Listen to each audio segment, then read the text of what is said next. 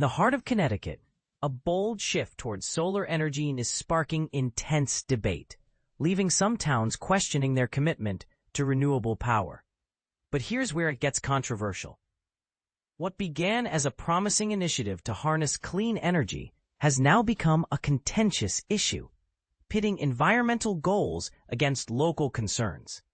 And this is the part most people miss: the delicate balance between progress and preservation. The story unfolds in East Windsor, where residents like Chris Dahl initially embraced the idea of a large solar array, Gravel Pit Solar, as a step towards a greener future.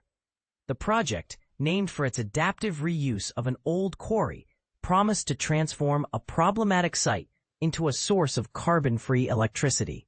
Local officials, including East Windsor First Selectman Jason Bauza, championed the initiative, citing its alignment with Connecticut's broader renewable energy goals. However, as construction progressed, the reality began to overshadow the promise. The turning point came when residents witnessed the extensive clearing of farmland and the erection of fences, raising concerns about wildlife and the loss of open spaces.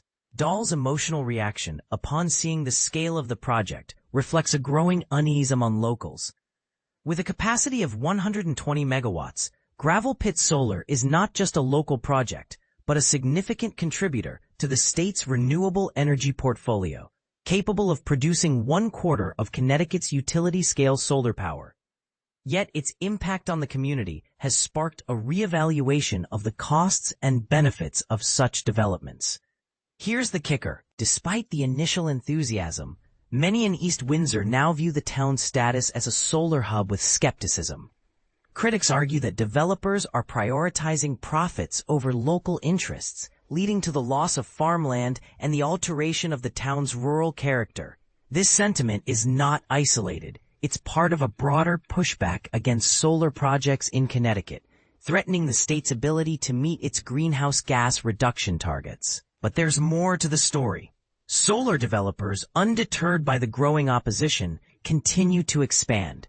Desri Holdings, the company behind Gravel Pit Solar, has proposed an expansion and a new 100-megawatt facility, Saltbox Solar.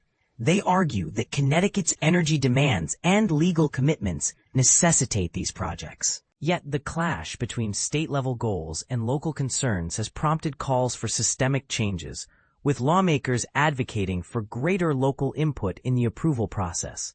The debate deepens when, considering the role of the Connecticut Siting Council, established to regulate power infrastructure projects. While the council has approved over 80% of large solar array applications, critics accuse it of favoring developers over local communities. This tension highlights a fundamental question: how can the state balance its renewable energy ambitions with the preservation of local landscapes and community interests? Adding fuel to the fire, incidents like a transformer explosion and a smaller solar array in East Windsor have raised safety and noise concerns. Residents complain about the high-pitched buzz from power inverters, leading to disputes over mitigation efforts. These issues underscore the challenges of integrating large-scale renewable projects into residential areas. The plot thickens with the economic implications for farmers. Solar developers can outbid farmers for land leases, threatening the agricultural sector. This has led to a grassroots movement with residents and farmers advocating for plants, not panels. The debate is not just about energy, but also about land use, economic fairness, and the future of rural communities.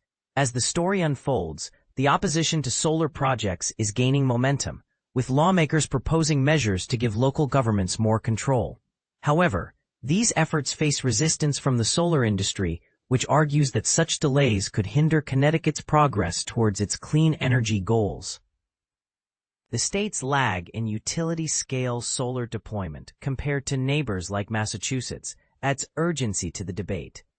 The final twist: federal tax credits, a key driver for solar projects, are set to expire, prompting a rush to complete projects. This has intensified the conflict, as opponents seek to delay approvals. The outcome of this struggle will shape not only Connecticut's energy landscape, but also the national conversation on the trade-offs between renewable energy and local community interests. In conclusion, the solar energy debate in Connecticut is a microcosm of a larger global challenge.